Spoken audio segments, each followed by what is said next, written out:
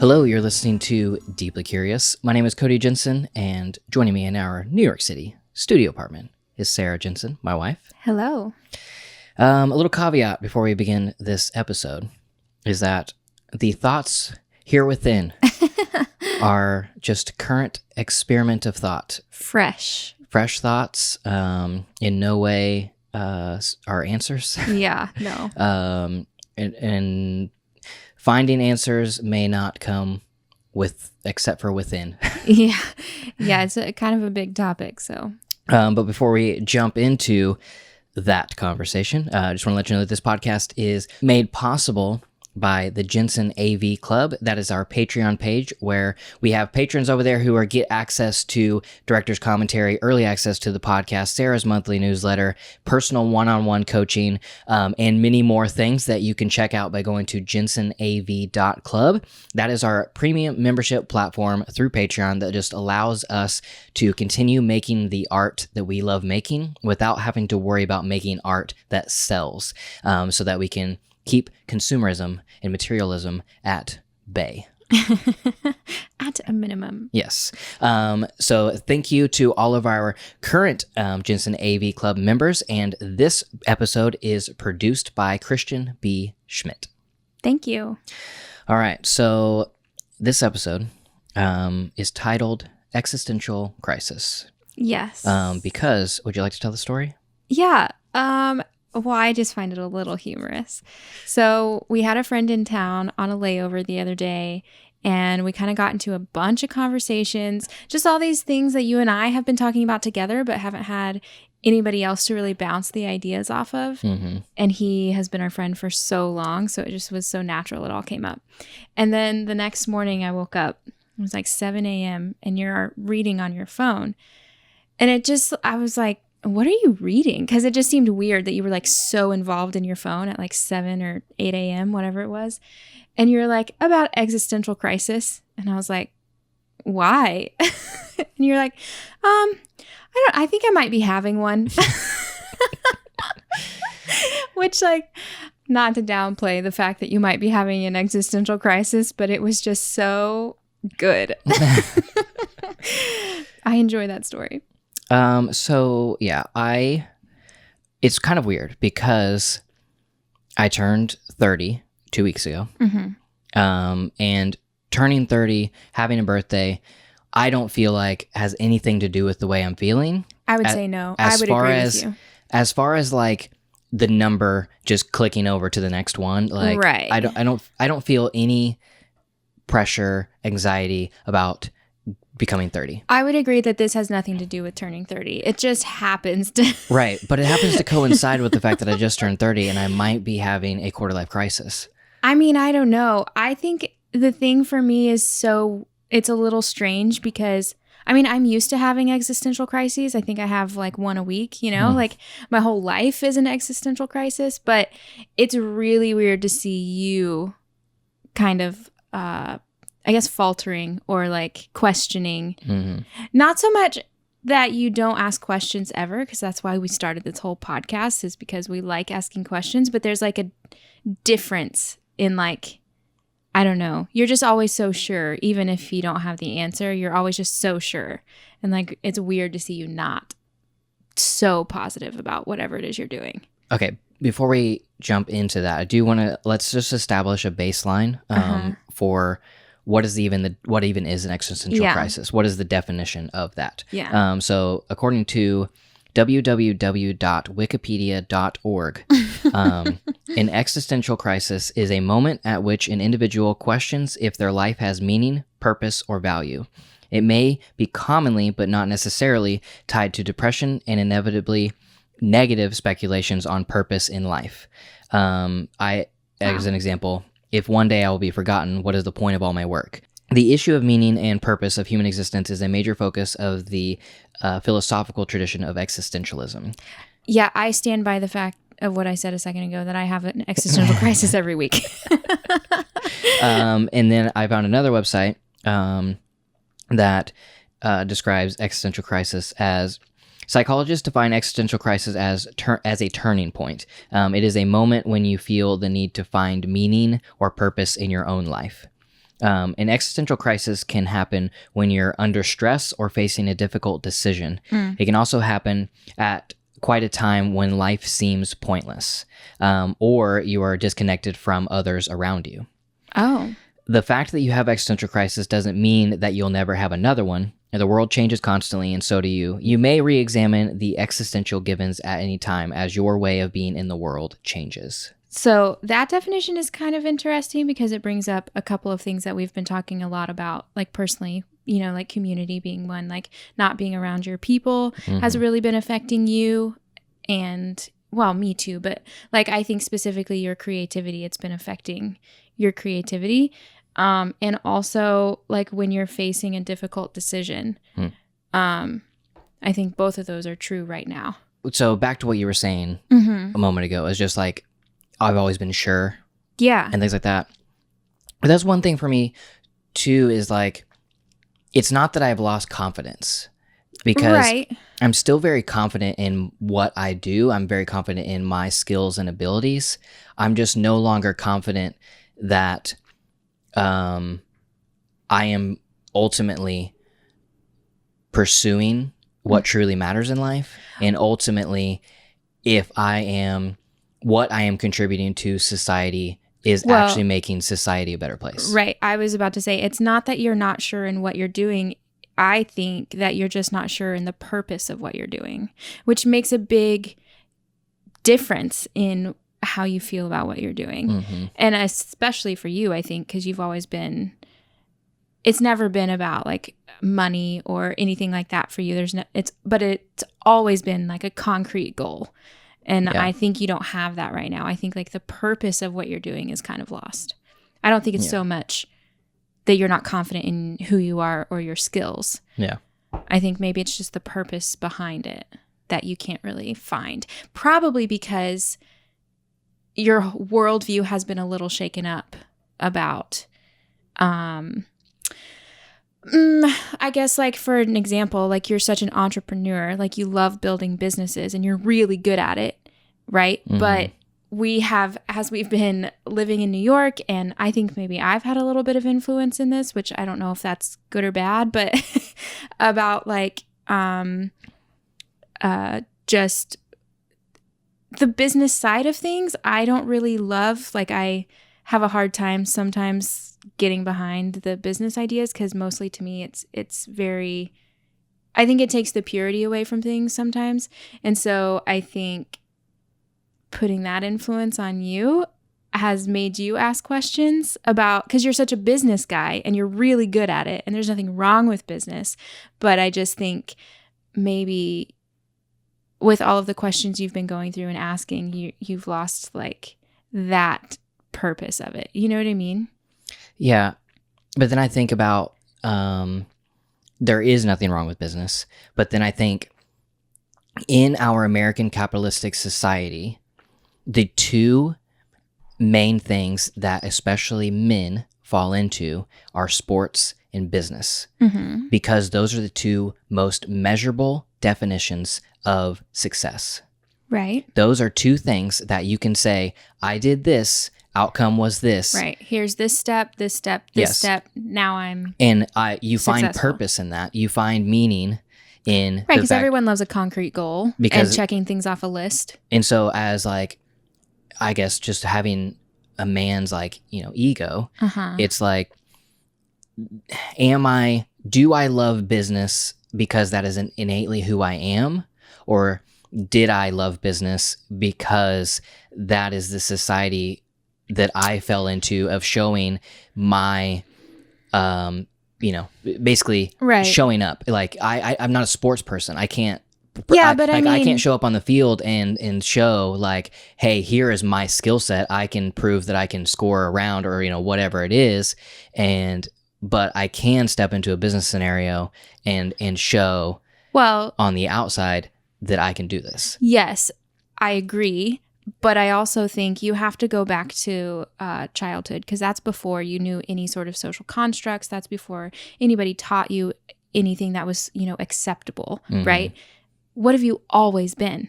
An entrepreneur. I mean, you were five years old working at the concession stands, like for tips, Cody's college fund, like you have always been an entrepreneurial business person. So I think like that's something important too to think about is like, yes, maybe society has structured things for you or whatever, but if you go back to childhood before you even knew everything that was expected of you by society, like you were still that entrepreneurial individual. So I think that has been you forever. I don't think that has anything to do with what has been deemed acceptable. Yeah. I don't disagree.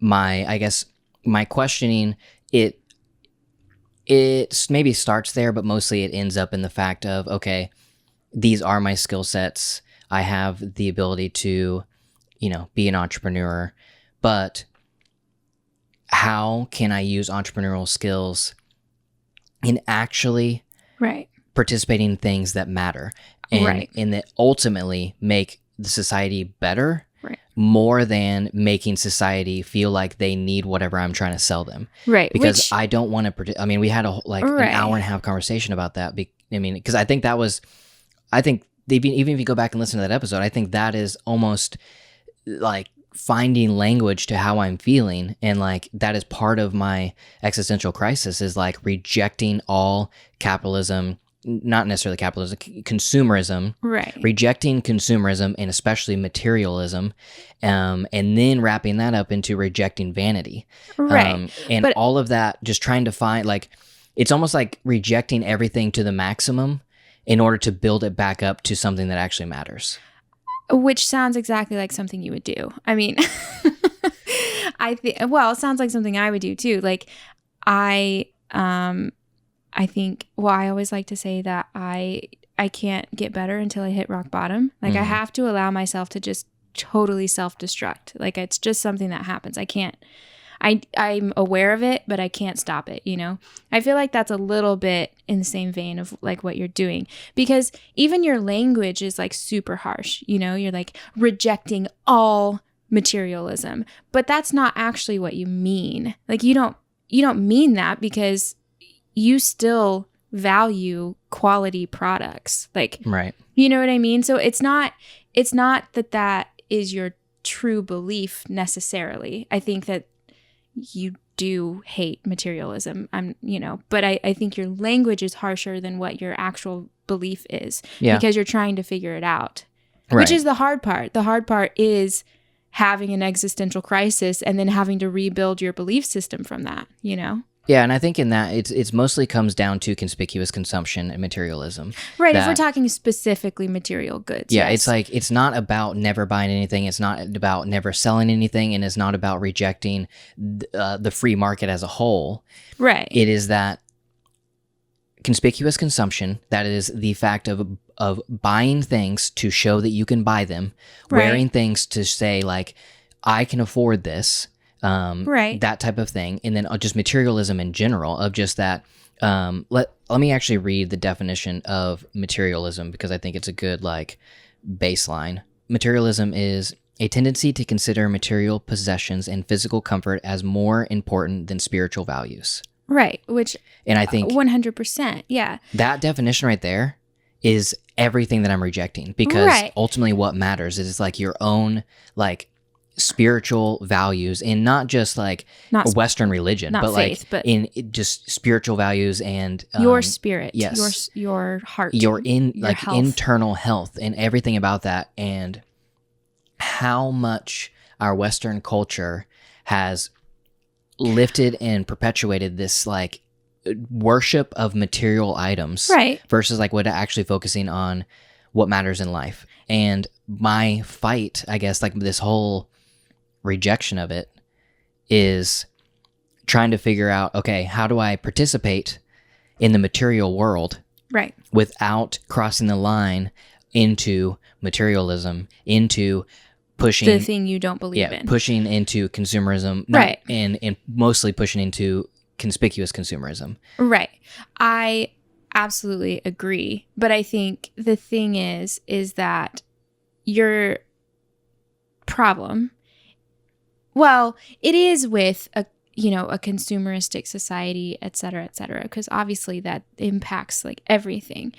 But the existential crisis, I think, is that you don't know how to, going forward, apply that to work because, or your passions, I guess I should say, not just work, but your passions, because historically, I guess, I don't really know like actual figures and facts, but advertising is art is advertising. The quickest, the easiest, the most sure way to feed yourself, which is an important, like, it's necessary. You can't survive without at least a little bit of money, right? That's the bottom line, is that you have to provide for yourself.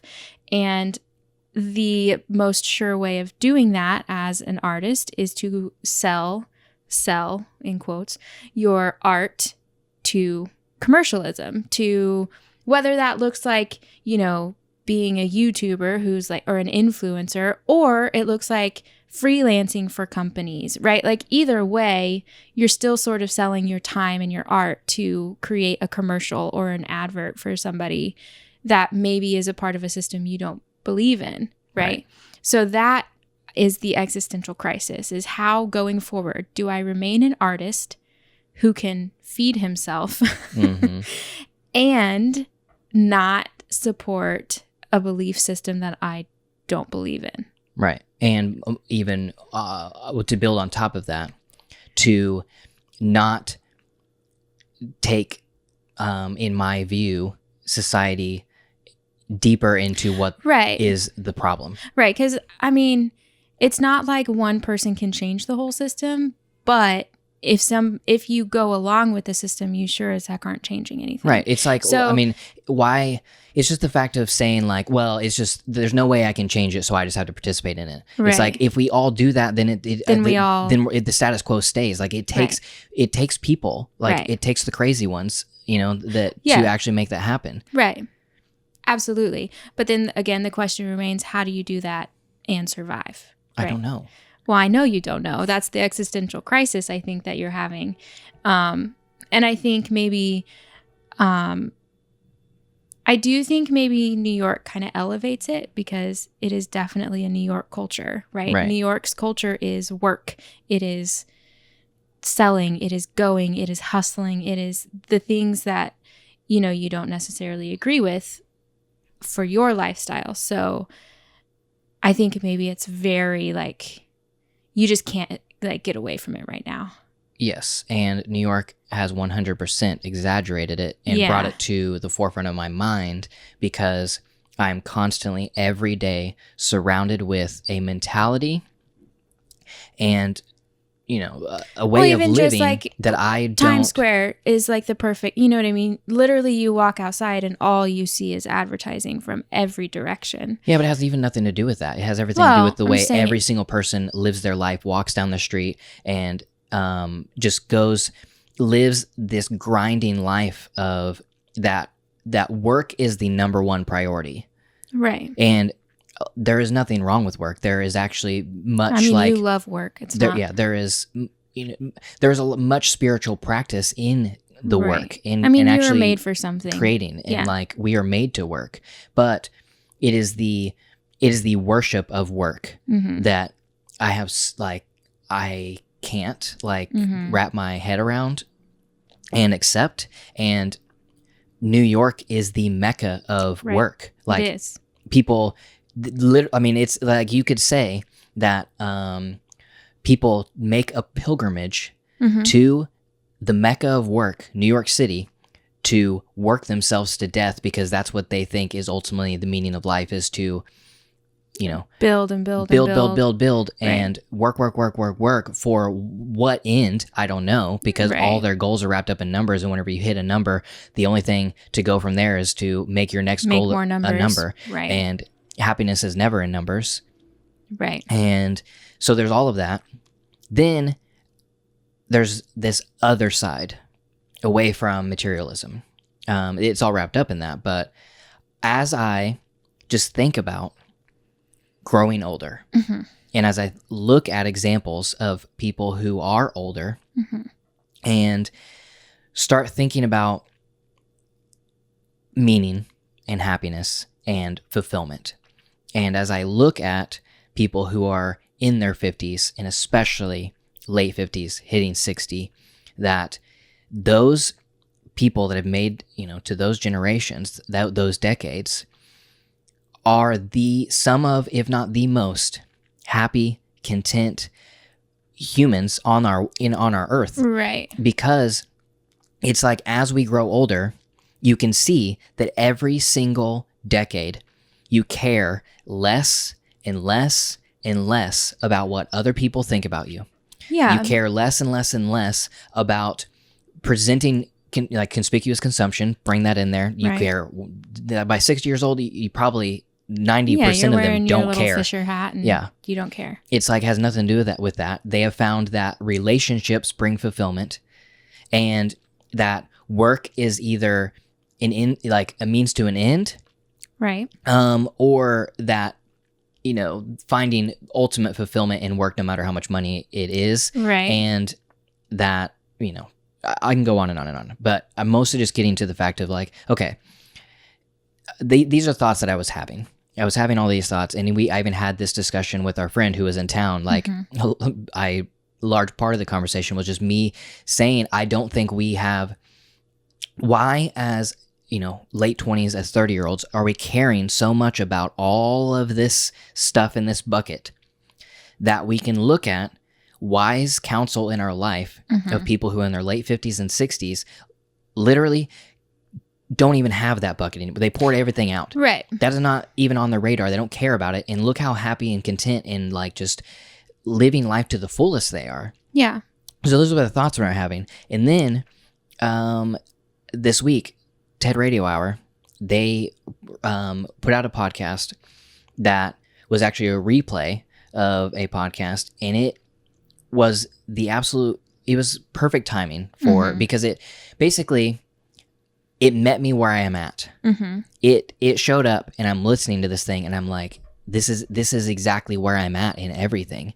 And what's the title? Like, what is it? Is it about existential crisis? It's not about existential crisis, but it's about shifting time, and it's all about our perception of time. Okay. And so I will get back to part of that in a second, but one of the main parts that is perfect for right now is that there was a segment in there with a psychologist, Laura Carstensen, and also a psychologist, Dan Gilbert. Both of them were 58 and 62, right in this sweet spot. And they both just talked about how every decade you hit 20 and you think, oh, finally, this is who I am. Right. You hit 30 and you're like, oh, yes, finally, this is who I am. You hit 40, same thing. 50, same thing. And they both were talking about how late 50s, 60 is truly the time whenever you actually like come into who you are, because you shed so much of that other stuff. And then Laura was talking about that there is over, I don't know, this period of time, but study after study after study has been coming out about essentially the happiest people, the happiest like age group or whatever. Yeah. And it is late 50s to 60s. Like that is the time. That's the epitome. That's like, the whatever. It's like, that's whenever you really come into like yourself and the, happiness and contentment and all of that type of stuff. And Laura even talked about how she has young people like me, 30-year-olds, coming and saying, okay, you have this. How can I get it now instead of having to like, wait, do I have to be unhappy for 20 years before I get to be happy? What decisions can I just start making now? Yeah. And she said, one of the ironies and beauties of growing older is that you lose the anxiety of the future. Yeah. Because that is a lot of where our like happiness, I guess, falls away. Well, because you're too concerned about the future that you can't experience the present. And right. I kind of eye roll whenever I hear people, because I literally am incapable of living in the present. I'm either in the past or the future. There's no other option for me. So to hear people say like, oh, you just need to live in the present, I kind of eye roll, because how? Like, that doesn't even make sense to me. But I do think that it's probably something that that is true. Like, we don't know how to live in the present. We literally don't. All we know how to do is plan for the future now, you know? And when you're late 50s, 60s, you're not planning. I mean, not that you're almost dying or anything, but you've already planned your life. You're done, you know? Well, yes, that is like basically, in other words, what one thing that she like was talking about is that when you are at this age, it's not that, you know, death is at your doorstep, but death is maybe like moved into the attic, and it's like, you know, it's hanging around. Yeah, so you might as well do what you want. And the I guess your mortality is is brought to you or whatever.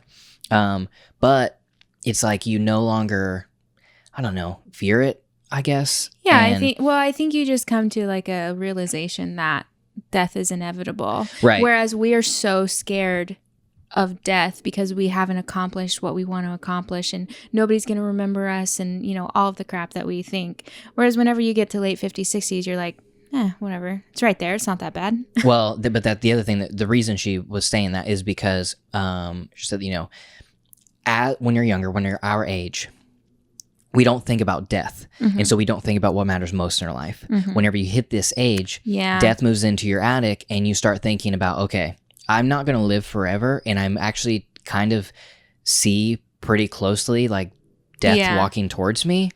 So let me prioritize.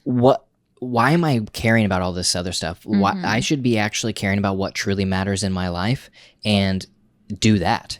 Right. And so you just do it because you're like, life is short. And so I don't have much time left. Let's just do the things that make me happy in what truly matter in life. And so that was what I mean by the podcast met me exactly where I'm at, because that is literally the thoughts that I've been having of just, I see these people, they have come into their own. They know what truly matters in life. So why don't I participate? Why don't I act like that and and actually do what truly matters in life? And is pursuing all of this stuff. And mostly it's like, it's not about not working.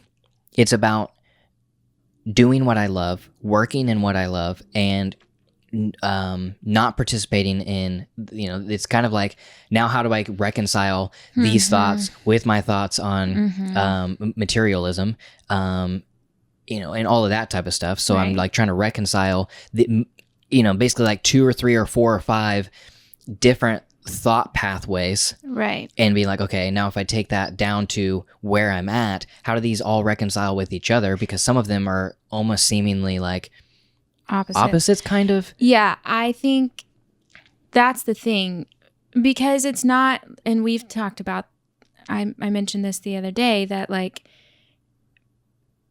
learning from, you know, these people who have gone before, obviously, is what we should be doing. And there are insights that you can take away. But then for me, the question is, but they have already built their career. They have already, you know, whatever. So can you, like that's my question, is that actually achievable to take what they know and apply it now? I don't know if it is or not, because we still haven't, you know, built our career or whatever. Like, maybe it's not important to build a career necessarily. It's just that work is important, which is a completely different conversation, you know, like career versus important work and whatever. But I almost wonder if it's even achievable at age 30. I don't know. And then I think, like I told you a couple of days ago, like there's a certain piece of me that like really, like, I just don't care about anything, and I just want to like disappear and go sit on the ocean and like work at, I don't know, a little bookstore or something, and like, you know, just do my thing and like call it good. But then because doesn't that, it sounds so peaceful, and like I'm tired of like being so anxious, right? But then And who's to say that isn't a worthy existence? Oh, it's totally a worthy existence. I mean, Mary Oliver, the poet, like she has a poem that the last line of the poem, I think it says, what are you going to do with your one wild and precious life? Mm-hmm. And everybody uses that quote to like encourage you to go out and be more and do things and whatever. But the truth of the matter is that Mary Oliver decided with her one wild and precious life to live in the woods and look at flowers every day. That is a worthy existence, right? But the question I have when I think about like, oh, I just want to like go away and disappear and do my thing. My question is, am I bowing out of my potential, right? Mm-hmm. That's what I keep asking myself. Well, but is that just like, kind of like shrinking back? Is that like, letting them win, I don't know if it is or not, because then my question is, well, who's to say who is even defining what my potential is? Mm-hmm. Like I am, not the world. Why, you know what I mean? So there's like all of these different existential questions that like, I don't even know if they're capable of being answered yet. Right. And you just like, also, it's like bowing out of my potential. Okay. My potential for whom? My potential for exactly, what? It's like, because my potential in America is different than my potential in France, is different than my potential in Zimbabwe. Is different than your potential to your friends, is different than your potential to you. Right. Like that's what I mean. Like I don't even know if it's answerable, but I think that's kind of the question that I have in all of this is like, okay, if you choose, and I have it for myself too. I'm saying you because we're talking about you, but let's say you choose to not pursue a career path per se. Mm-hmm. And you just like, I want to pay the bills and like chill. Pursue a life path. Right. There's nothing wrong with that, I don't think, by any means. But my question is like, for you in particular, would you even be happy with that? I don't know. And your skill set, like your creative skill set, your business skill set, your personality skill set, all of it aligns in such a perfect Venn diagram that I feel like there's something there. You know what I mean? I think there's something more than just like living in a town on the coast and calling it good. Not that that's wrong, but I feel like everything, all of your skills come together in such a perfect way that it seems like maybe you would be bowing out of some sort of potential. I don't know what it is, but I do feel that way. I mean, mostly I just think about that. Obviously, I see that. I agree. And I think, okay, I have all of these skills and talents and abilities that all, sometimes you have these skills, talents, and abilities, and you're like, how the heck do I use these together? Yeah. All of mine are like, oh, it's very obvious how you use them together. This is how you use them together. It's like, it's perfect. Like you have these skills and you can do all these things, but it's like whenever I look at that and put them together, okay, but how do I use those skills right in a way that one creates income for me and my family right to live and more than survive, right. to because one of my major nobody wants to just survive. Right. But also, like, I feel like innate in me and one of my major pillar cores of life is financial freedom. 100%. And living in financial freedom requires, one, to live below your means, but also have means in general. And so it's like, one, how do I create means through this? But then how do I create means without feeling like I am doing more harm to society than good? Like, I don't want to harm society for my own gain. Right. And I definitely think there's something about like being true to who you are, because that does create change. You know what I mean? Like, I hesitate to say like anybody who just goes along, but I saw this like thing on Instagram, I think, or something. Somebody made a chart, and it was basically saying like, don't forget that you can make art that doesn't just go along with what's popular. Like, and I think that's true. Like, I think we get a little confused today in today's world about like that art doesn't always have to be what's trendy. And in fact, art that isn't trendy is usually what changes things. Right.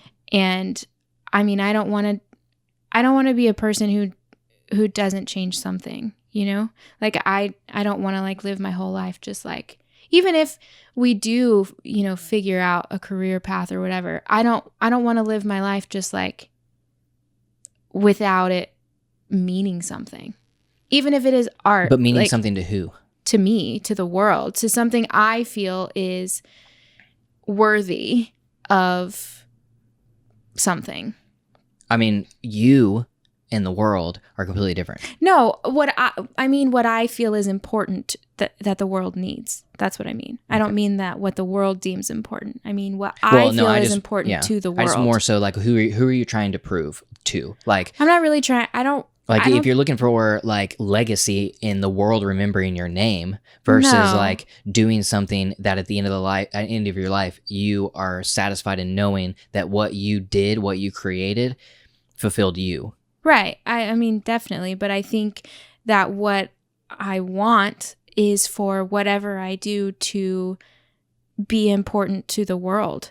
Not to the, but like, I think what I want is to have what I create be something the world didn't know it needed. Mm-hmm. You know what I mean? Like, I think that's the point of an artist, is to like point things out and to ask questions and to like go against the status quo, because that's the only change that's ever made.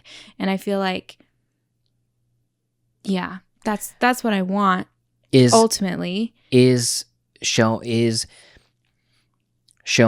5 people what they didn't know they needed in the world, in their world, as important or as fulfilling as what you just said? Because you said you want to show the world something they didn't know they needed, right? Yeah. What if you showed one person what in their world? Yeah, well, I mean, I would like to say yes, but obviously we have these in America. We are raised to understand that, the more people you reach, the more important you are. And that's not true. But there is that little bit of me that's like, well, I mean, it wasn't that important if only one person cares. Like, mm-hmm. You know what I mean? Even though I know that's not true. So that's just a different fight mentally. I mean, because I would think about just, well, what is actually more like. But I also. Like, what's more important is creating deep, lasting generational change in one family or 5 families, whatever right. it is that more or less valuable than creating so there's a book sitting on the table right now. So Kurt Vonnegut, he has influenced many, many people, but has he influenced many, many, many people in deep ways? And I don't mean, I'm not saying the answer is no, but I mean like, I know what you mean. Generational deep change. Yeah, I think both are equally important, and I think there's a lot of people on the planet for different purposes. Mm-hmm. And maybe mine is something that I don't wish it was. I don't know. I don't know what my purpose is. And that's not to downplay great literature or great movies or great anything. Like, I think that those bring, like, all of those mediums have brought change to my life. I mean, literally the conversation we have is in part due to the fact that I have read books, and in part because I've listened to podcasts, and I have started to have these questioning thoughts, which is going to bring change in my life, which means that served its purpose regardless if I changed in the way that these things, intended. They still brought questioning. It still brought searching for what I truly want to live. Yeah, I think absolutely there are not different levels. There are equal levels of importance in the way that you create change. I don't think any one is better than the other, except for that society tells us it is. And so like you have to fight that mental battle. But if I'm just thinking about like what actually inspires me, it's the great literature. It's the people who have written the things that have reached lots of people with just one simple question. It's not mm-hmm. even, something crazy or deep or whatever. It's just one simple question that somebody asked, mm-hmm. And that like sets off a whole chain of events. That's what I want. And I don't know if that's going to be me or not, because we live in a world that, you know, things don't happen how you want them to all the time. But like, I don't know. I think that's the kind of change that I would like to create. Yeah. It's just like asking simple questions, and like, hopefully people realize that it's a question they didn't even know they should be asking. Mm-hmm.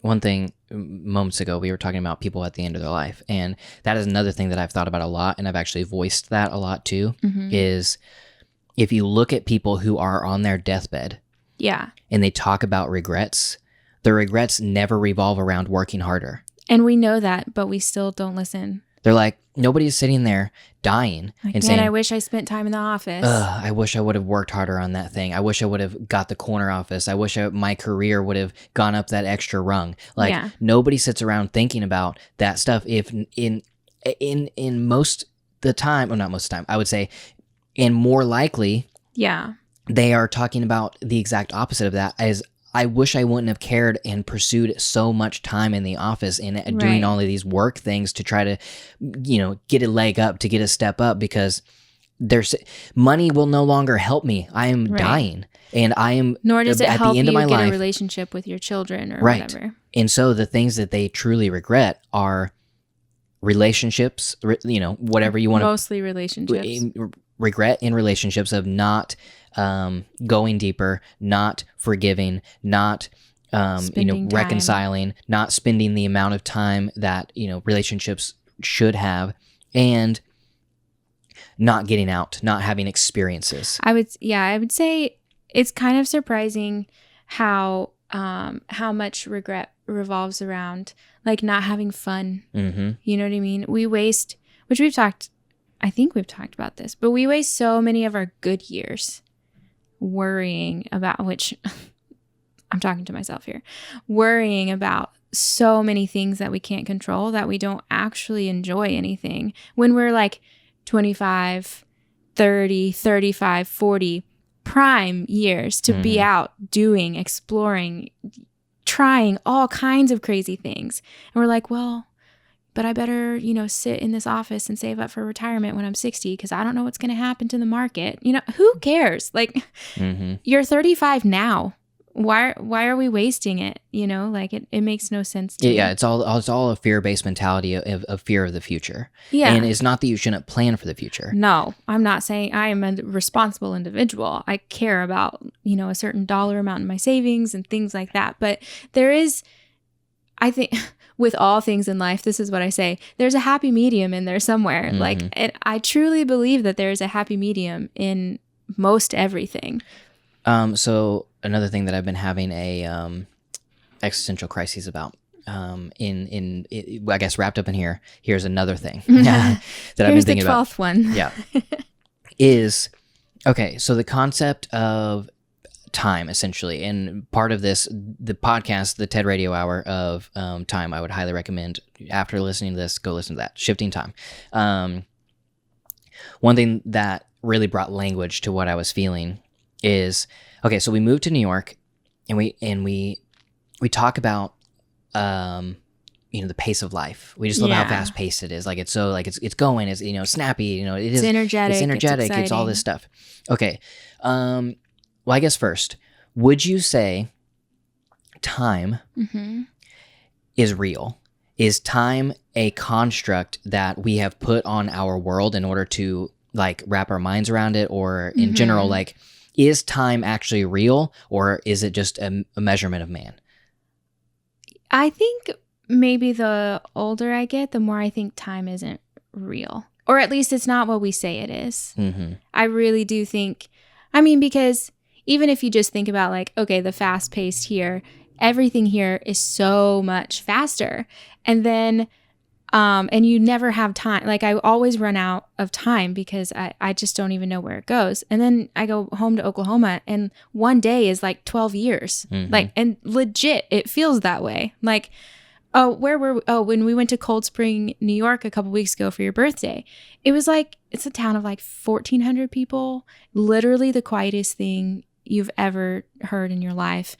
And like, we were just walking around, and we had to be at the lunch place in like 45 minutes. I didn't check my phone one time because I just knew we'd make it. Like there was just like no construct of time there. It's like, just feels like you have the whole world, you know? Yeah. And if you think about, so one thing that is the fact of life is that time speeds up as you get older.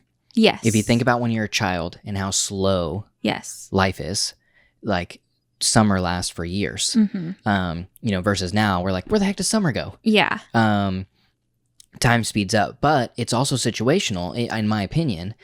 And also, let me ask you this question. If I was to say, would you like to live 25% longer? Yes. Your lifetime. Would you like to live 50% longer? I mean, obviously, I would say yes. So, not in a literal sense, but I was just thinking about this today. Yeah, I see what you're... We choose, New York City. It's in these big cities, bustling places, and it's like everything's so fast. We want everything to be so fast. Our days go by so fast. We have this one short life.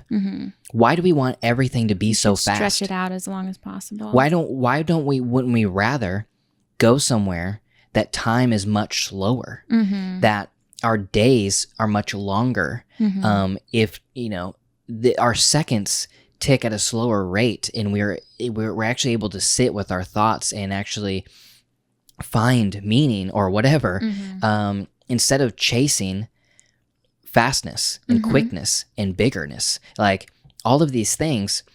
It's like it seems like the whole world is going that way, and especially our nation is going that way, that we want everything to speed up. Well, we are an impatient right. And I understand, like, there's one thing to say, like, speed up so we can get more done in one day, but also that makes the day go by faster. Like, in New York days go by really fast. I mean, that's why they coined the phrase the New York minute. Yeah. Because the New York minute is so fast. Yeah. Versus the, I don't know, like Boise, Idaho minute or something. I've never been there. I don't know. We're just assuming Idaho. Yeah. Middle of Montana minute. Right. Like a Montana minute. There you go. That actually, yeah. A Montana minute is going to go by so much slower than a New York minute. And yet we like want to live in this fast-paced life where our life is just zipping by, and our summer goes by before we know it, our year goes by before we know it, our decade goes by before we know it. Wouldn't we rather sit in a place or go to places, live in places, I don't know, that time goes by slower so we can actually, I don't know, live it metaphorically 25% longer? Well, I mean, my automatic assumption would be, well, we're just trying to get to the future, right? Like we have this idea in our head of what our life is going to be, and so that's what we start like pursuing when we graduate high school or college or whatever. And so anything that can speed up that process, that's what we want, right? Like, I think even if it's subconscious, there's a little bit of that's like, that's why we love the fastness, because we feel like we're getting somewhere faster, but you're really not. I mean, you're not. Right. Well, I or would maybe say you are, but I would say you're going somewhere, but probably not the right places. Maybe. I don't know. Not, and obviously those are all speculative and all based on my own understanding of the world. Well, we said at the beginning of this podcast, no answers. Right. I don't know. I mean, I just think that these are just the questions that I have been having. Yeah. And also, I guess another caveat of this whole conversation is that people change. Absolutely. It's just the fact that, like, this is what I'm feeling right now. Yeah. And I'm sharing this because this is process. And I think I mentioned last week that my art right now is sharing process. And so this is the beginning of me changing, or in some way. Yeah. I mean, I'm definitely changing, but I don't know what it's going to lead to. Right. Like, which is, I think, fun. Yeah. I think that I wrote this on Instagram, but like we get a little nervous, I think, sometimes when there's like a lot of change, or, well, what I said is whenever you don't feel like yourself anymore, everyone's like too scared to not feel like themselves. They're like, oh my gosh, who am I? Which I feel that way too. But it's not a bad thing to not feel like yourself. I think that just means you're becoming who you're supposed to be next, because we are not ever one person from the time we're born to the time we die. We are a million people. We are multitudes, you know? And like, I think just shifting your perspective from like, you know, existential crisis, I don't know what's happening, everything's falling apart, life is over, even though it still feels that way. Shifting your perspective to, I don't know, I'm becoming someone new. Let's see what's out there. Might be fun, you know, like I think is a really healthy, or at least a perspective I've been trying to adopt more. There's actually a metaphor that they talked about in the Tater Radio Hour podcast that I'll share that goes along with this, and the fact that he was talking about how we never think we're going to change in the future, but we see that we've changed in the past. Oh, yeah. And we're so grateful for the change, too. You look back at your old 18-year-old self wearing whatever you were wearing, you're like, oh my God, I'm so glad I'm not them anymore. Exactly. And it's like you ask a 30-year-old, you know, how did you change since 20? And they're like, absolutely. How much are you going to change when you're 40? Like, probably not very much. Ask a 40-year-old how much you changed like when you're 30, and they're like, oh, that's so much. How much are you going to change when you're 50? Like, probably not very much. It's like, you know, we always change, and we always change more than what we think we're going to change. Basically, he talks about that, and just like looking to the future and thinking like you're not going to make decisions that, you know, change your life. But he said, like, if you were to actually picture yourself driving down a road and the road dead ends and you have to go left or right, are you just going to not go, or are you going to make a decision and go left or right? Right. Well, making that left or right is you changing. And, you know, it may be also a small change, but that small change leads down a completely different road. Totally. I think a personal belief of mine is that the seemingly inconsequential decisions we make that we think aren't even actually a decision are the things that define our life. It's not the major moves or travel or jobs or whatever. Sure, they change your life. Absolutely. But like, you're consciously making them. You know, whereas like the inconsequential decisions that you make every single day, those are the ones that actually add up to your life. Share that thing you read the other day about time travel. Oh, like in time travel tropes, scenarios, people who go back in time are always so scared about changing something in the past that will affect the present. Changing something small in the past will affect something in your present. But then when they're in the present, they don't think about the small things they're doing that will affect the future. Like we don't. And it's so true. Like if you apply that to like real life and not time travel, you know, like we do not think about the small things we're doing that have a huge impact on our future. I mean, eating healthy, that impacts. I mean, that's a major decision, even though we feel like it's little, you know, like it impacts your lifespan and your health and your heart and your brain, and like it impacts everything. But we think it's nothing. We think like going and getting a cupcake is going to mean nothing. And that's not to say you shouldn't indulge sometimes, because I believe in enjoying life. But you know what I mean? Like all these small, tiny things, how much Netflix we watch impacts our life, because that takes away from how much reading we get to do. It takes away from how much art we create. Like everything we do has such an impact on our future, and we don't even realize it. We just pretend like it doesn't exist, or we're taught that it doesn't exist. I don't know, that the only things that matter are like where you work and what city you live in. Those are the things that make up, you know. Yeah, and who you know. Those are the things that make up who you are. But it's so can't be further from the truth, you know? I do. Well, apparently that's one of my soapboxes. So got real passionate there for a second. One thing I wanted to share before we wrap up is, I guess, continuing on like sharing my existential crisis and my thoughts. Is as we were walking the streets yesterday, I just said, sometimes it's hard to reconcile or to like figure out if I am crazy Yeah. or if I'm one of the only ones who's right.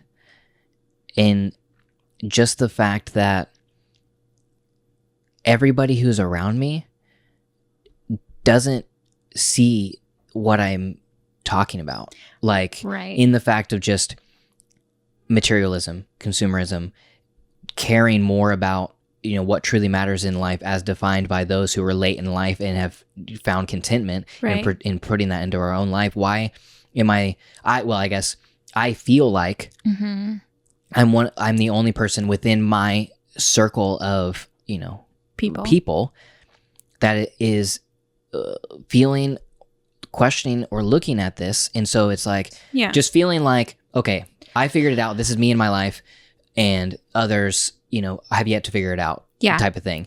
And then moving from that to like yesterday, I was like, maybe I'm the crazy one. Maybe like Listen, I got it all wrong. There's this quote that I thought of the other day from Kurt Vonnegut that I thought, when you did say like, am I the crazy one? I can't figure it out.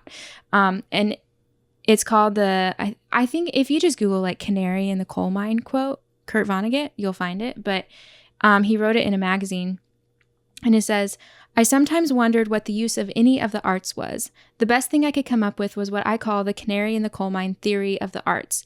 This theory says that artists are useful to society because they are so sensitive. They are super sensitive. They keel over like canaries in poison coal mines long before more robust types realize that there's any danger whatsoever.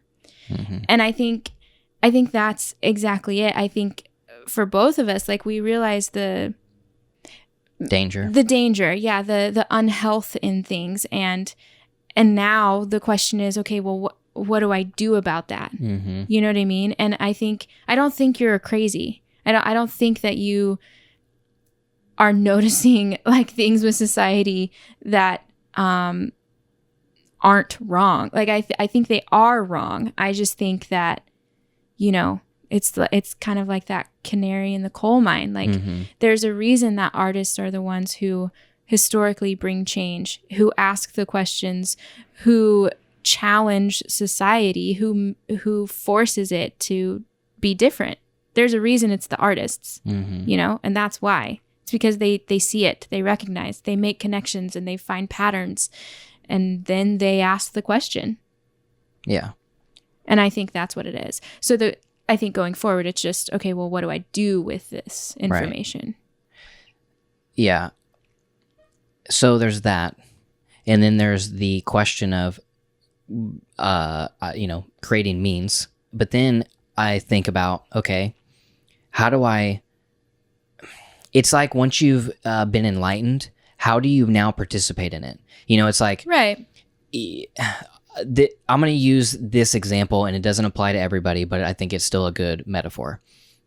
It's like if you went to a slaughterhouse and you saw the mistreatment of chickens or something, like, and you like with your own eyes saw the suffering. Mm-hmm.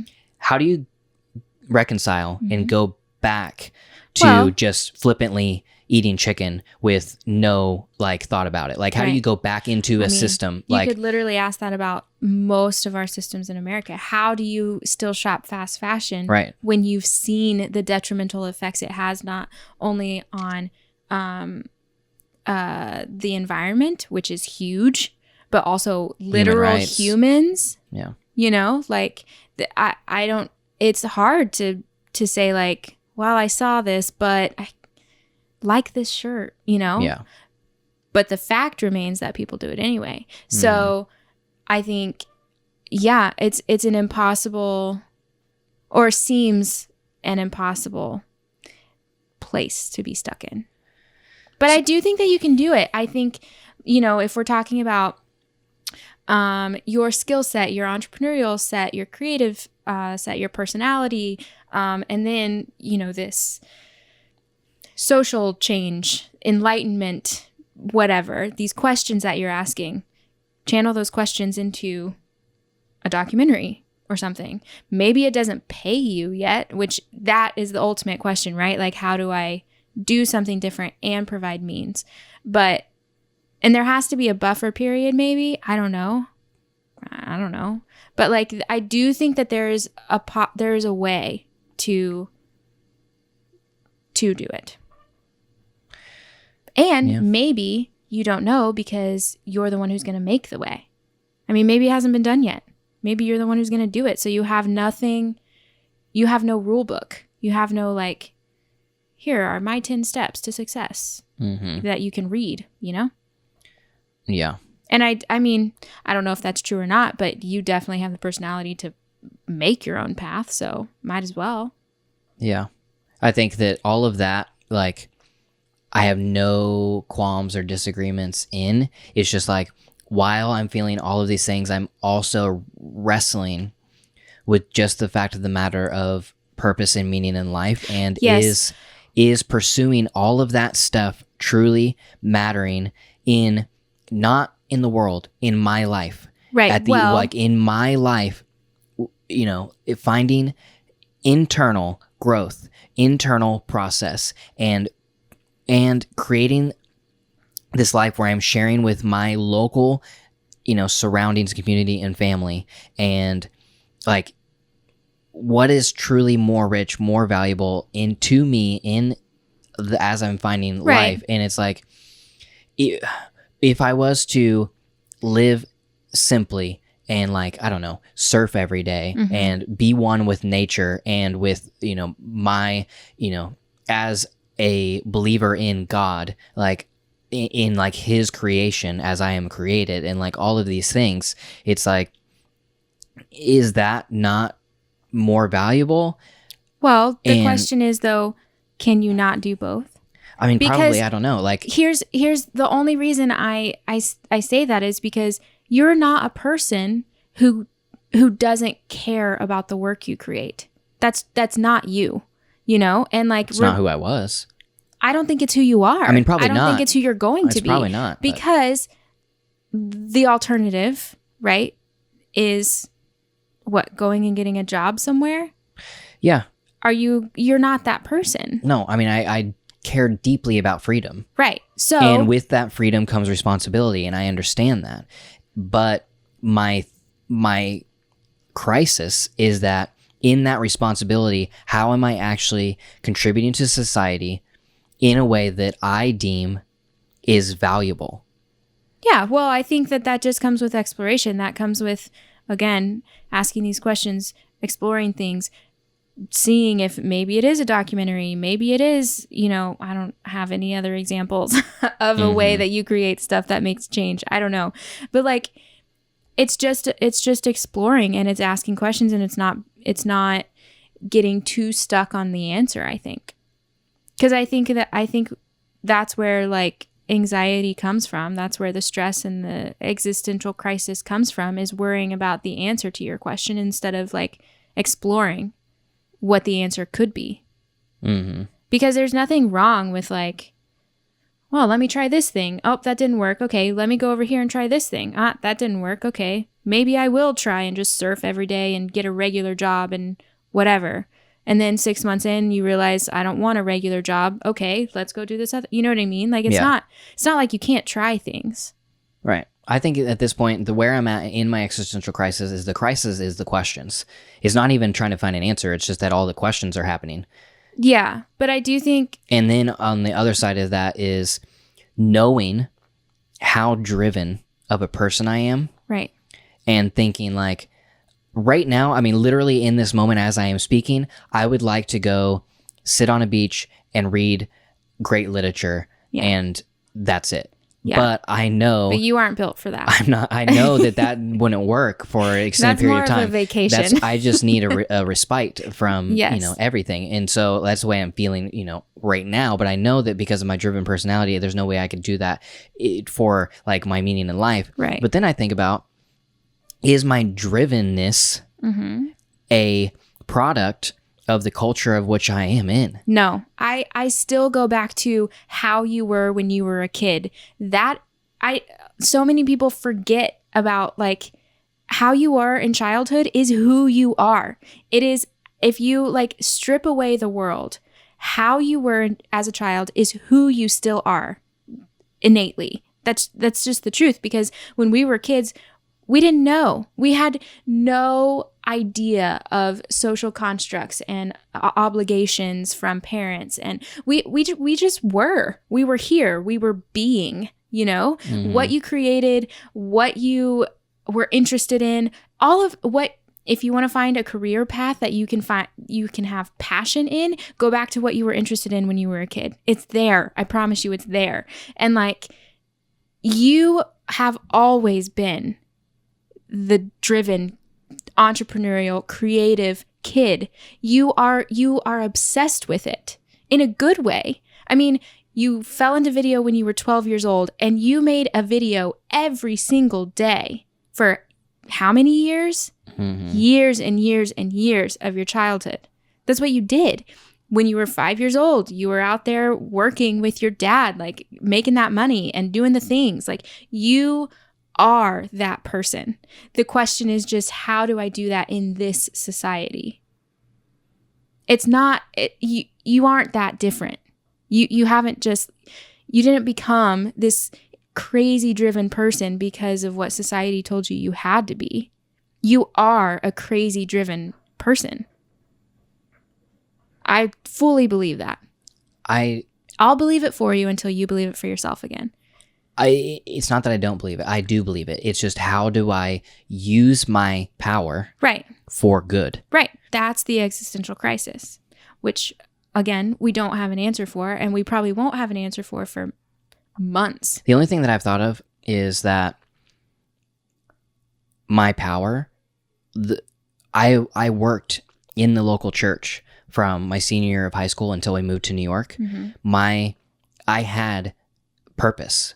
Yes. In the fact that every single day that I worked, that I created, it was for something that I deeply believe in, and that is sharing love. And sharing that love within the I guess the wrappings of Jesus and God and the Holy Spirit, and just like in the church aspect, that was like, I'm using my ability to be an entrepreneur and my ability to sell a life of which I think is worth living. Right. As I am away from that, and I think about, if I'm going to use, like, I'm naturally good at selling, but I don't believe that you need to buy anything. Right. So how am I going to use those gifts in a way that uses my influence and pushes society into, selling a lifestyle that not that I deem worthy. It's more so that I can reconcile. You believe in selling a life that it's because I don't want to say I'm selling a life that I think you should live. It's more so like, one, doing it without feeling like I am a fraud, and truly feeling like there is more deeper meaning to life than what most of us have fallen into. Right. Yeah. Who knows? I don't know. But I think you questioning your skills and abilities is... It's not questioning my skills and abilities. I know it's not questioning. I have full confidence in my skills and abilities. I don't have another word for it. Wavering in confidence of whether my skills and abilities can ultimately be used for good. Yeah, I think that's crap. They absolutely can be. I think you are who you are for a very particular reason. I think you are particular for a reason. Like, there's a reason that I have never been able to, like, see myself clearly or, like, what I'm here for. Never. You are so clear. And there's a reason for that. That's all there is. And it's like, in this podcast, I find purpose and I find meaning in what we are doing. Right. In the videos we create, I find purpose and meaning in what we are doing now. Right. I think that there were seasons that we were pursuing a formula of how to be successful as YouTubers, but I don't want to be a YouTuber. I want to be a filmmaker. And so the content that scratch that. The art that I'm creating now, I have, find more deeper purpose Right, and like meaning in, you're because I'm figuring sharing out your voice. yes, story, I'm sharing Yeah. process, I'm sharing like, and also I think that right now, especially with our videos, what I'm mostly selling is peace, because I'm slowing everything down. Mm-hmm. I'm creating and sharing whatever, even if it is just sharing our regular everyday life or sharing something extraordinary. What I'm doing is I'm taking the sensationalism out of it Mm-hmm. and sharing. I'm contemplation. Right. I am selling contemplation. Right. That we don't need everything to be so fast. We don't need everything to be so in your face. You can sit, you can think, you can watch and relax and see something and enjoy it and cause thinking by not posing a particular verbal question, Mm-hmm. but through just the moment of what it is. Right. In not I guess putting the question, there is no right question, there is just question. Right. That is what I like as I'm moving forward in my art. That is what it is. Yeah. In this, same thing with this podcast, is just sharing like process and sharing which thoughts I think and sharing. Ultimately, I hope, and we've received lots of feedback that gives me life in this, in that we have given many, many people healing and confidence in, faith or, whatever it is. Mm-hmm. And I think all of those things matter. Absolutely, they matter. And why ultimately what I'm doing is something that I continue to do, because I don't feel an existential crisis about that. Right. What I do feel an existential crisis is just how to actually create true income. Right, because it's like half of our life in Tulsa, like we had the freedom that you wanted, but in the like finance aspect or in like our lifestyle, I guess, aspect. But it was missing like that little bit. And we moved here and I feel like we found that other little bit. Like I very much enjoy what we're doing and, whatever. But now it's missing the the financial free, like, so I think you've found maybe different bits and pieces, and now it's just like, how do I tie it all together? Yeah. It's like I have found over the last 2 years, I have come closer to truly finding who I am, but have lost what to do with it or what it means. Yeah. Basically. Which is like, At least today. At least today. I mean, that's all I can give. Is that's how I mean. No, literally, I mean, that's my whole belief system. Is like, I mean, next week's podcast could be about how I figured it out. I don't know. Yeah. But it could not be, and probably won't be. Probably won't be. But anyways, so yeah, that's where I'm at. I basically, you are just living, I guess, just my quarter life crisis with me. Wow, we're all in it together, guys. I mean, I didn't really. I don't know. Like, never would have thought. I would have never guessed that you'd go through anything like this. As confidently as I have lived the last decade of my life. Maybe it's good for you, though. I never would have thought that I would have come to this. I wholeheartedly agree. It's weird for me to see you like this, actually. Maybe, though, it's like it has a purpose outside of like, how am I using my art for good? Maybe it's like, okay, let's break down not your confidence, but like maybe there's some sort of something in there that you need to learn how to do moving forward that you couldn't do if you were always confident. Oh, yeah. Do you know what I mean? Everything has a reason. Everything. I don't really know how to explain it, but it could not be the result that we think we're looking for, could not be the actual result that you get, Yeah. We're all on a journey and we're all in process in some spectrum.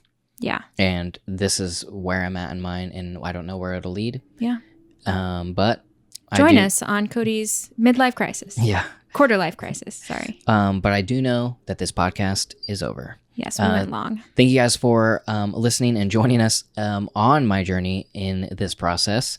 If you want to join our Jensen AV Club, you can do that by going to jensenav.club, where you can get exclusive access to more art and deeper access to us as individuals, and also you help keep the materialism away from our art, because it allows us to continue doing this without having to worry about finding people to pay for it. I mean, by people, I mean Sponsors. advertisers. Not that all advertising is bad, if I believe in what it is, but I buy so few things. Again, it's hard to believe in, quarter life crisis is happening right now. So, all right, we'll see you next week. Bye.